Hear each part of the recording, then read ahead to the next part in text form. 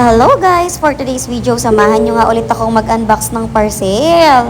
This time, umorder ulit ako ng mga Unilove products dahil naubos na nga yung stocks ng ating baby.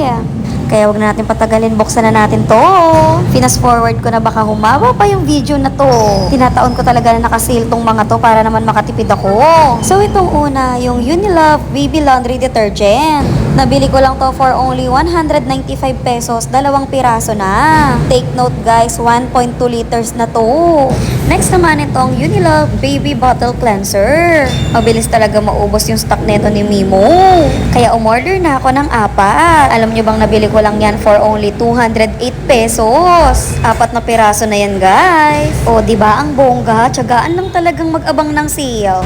Last na in-order ko itong newest product ni Unilove. Ang kanilang Baby Wipes Christmas Edition. Inamoy ko nga agad dahil sabi sa review sobrang bango daw nito.